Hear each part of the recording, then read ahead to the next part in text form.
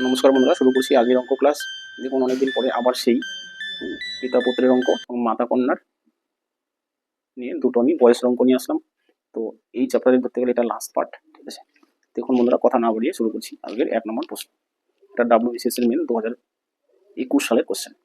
বলেছে, যদি পিতা ও পুত্রের বর্তমান বয়সের অনুপাত 4:1 হয় এবং গুণফল 256 হয়, তবে 5 বছর পরে তাদের বয়সের অনুপাত কি হবে?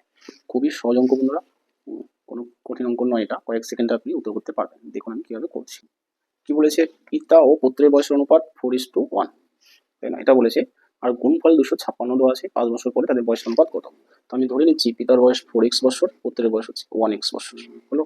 এবার গুণফল চেয়েছে, গুণফল দেওয়া আছে, আমি গুণফলই বের করবো। অর্থাৎ শর্তানুসারে এই 4x ইন্টু 1x এটাই সমান সমান 256। কেন? কারণ 256 কি, দুজনের বয়সের গুণফল দেওয়া আছে।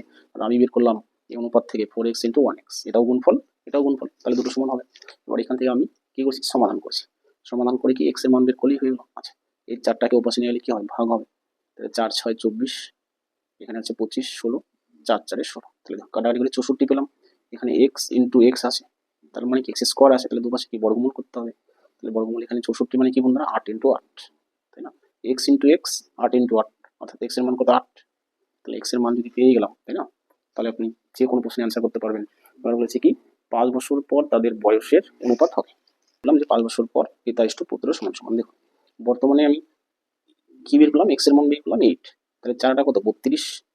বর্তমানে পিতার বয়স 32, 5 বছর পরে কি আরো 5 বাড়বে, তাই না?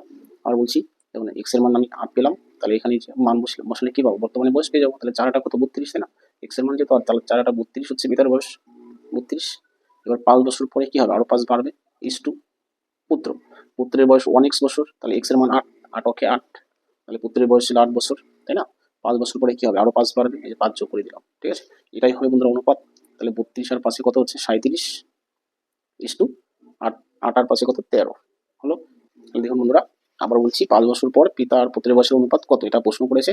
তাহলে এক্স এর মান যেহেতু 8 আসছে, তাহলে 4 8 32 হচ্ছে পিতার বর্তমান বয়স, তাহলে 5 বছর পরে কি হবে, আরো 5 যোগ করতে হবে।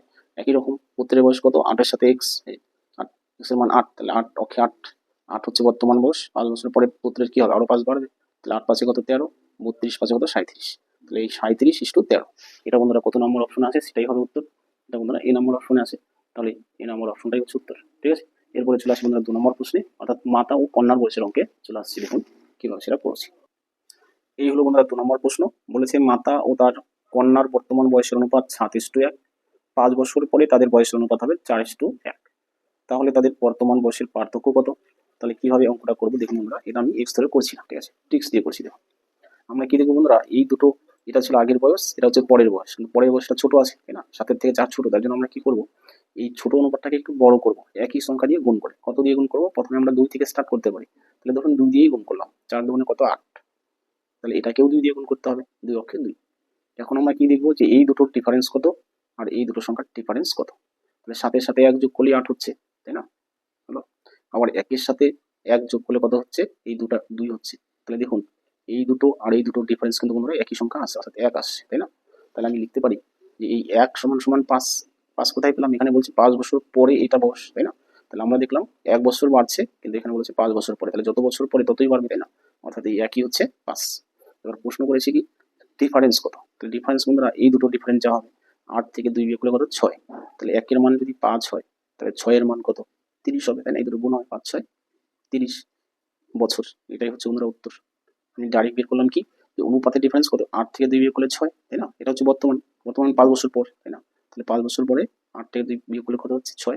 তাহলে 6 এর মান বের করলেই হয়ে গেল। কারণ কি বলেছে, যে তাদের বয়সের ডিফারেন্সটা কত, পার্থক্যটা কত। তাহলে পার্থক্য এখানে 6, তাহলে 6 এর মান মানে 30। যদি বলতো মাতার বয়স কত, তাহলে আমি 8 এর মান বের করতাম।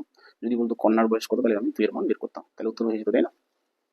যেহেতু বলেছে যে এই তাদের বয়সের পার্থক্য কত, তাহলে আমি 8 থেকে 2 বিয়োগ করে যত পাবো 6 পাবো, তাই না। 8 থেকে 2 বিয়োগ করলে কত হয়, 6। তাহলে 1 এর মান যদি 5 হয়, তাহলে 6 এর মান কত, 5 6 30। তাহলে 30টাই হচ্ছে বন্ধুরা তাদের বয়সের পার্থক্য। আর যদি বলতো যে মায়ের বয়স কত, তাহলে আমি 8 এর মান বের করতাম, তাহলে 5 কত হতো, 40 বছর হতো বয়স। আর যদি বলতো কন্যার বয়স কত, তাহলে 2 এর মান বের করতাম, তাহলে 1 এর মান যদি 5 হয়, 2 এর মান কত, 10 হতো, তাই না। তাহলে এইভাবে বন্ধুরা এই ধরনের অঙ্ক করতে হয়। এটা বন্ধুরা কি করলাম, এটা কিন্তু সমীকরণ গঠন করে করলাম না, এটা একটা ট্রিক্স দিয়ে করলাম। এই ট্রিক্স আপনি যদি শিখেন, তাহলে প্রচুর প্রচুর অঙ্ক আপনি এই ট্রিক্সে করতে পারবেন, ঠিক আছে। তো এক্স ধরেও করতে পারবেন, এক্স ধরে করলে একটু বেশি বড় হবে, ঠিক আছে। আচ্ছা, আশা করি বন্ধুরা আজকে দুটো অঙ্কই বুঝলেন। এবং এই ছিল বন্ধুরা আজকের এই বীজগণিতিক সমীকরণ দ্বারা সমস্যার সমাধানের চ্যাপ্টারের শেষ পার্ট। ঠিক আছে, এরপরে বন্ধুরা আমি একটা নতুন পার্ট শুরু করবো, তো তার জন্য একটু ওয়েট করুন। তো সমগ্র ক্লাসটি দেখার জন্য ধন্যবাদ বন্ধুরা। তো আশা করি ক্লাসটি ভালো লেগেছে, আর লাইক শেয়ার কমেন্ট করবেন। নতুন কেউ এসে থাকলে অবশ্যই চ্যানেলটি সাবস্ক্রাইব করবেন। থ্যাংক ইউ বন্ধুরা, রাখছি তাহলে, গুড নাইট।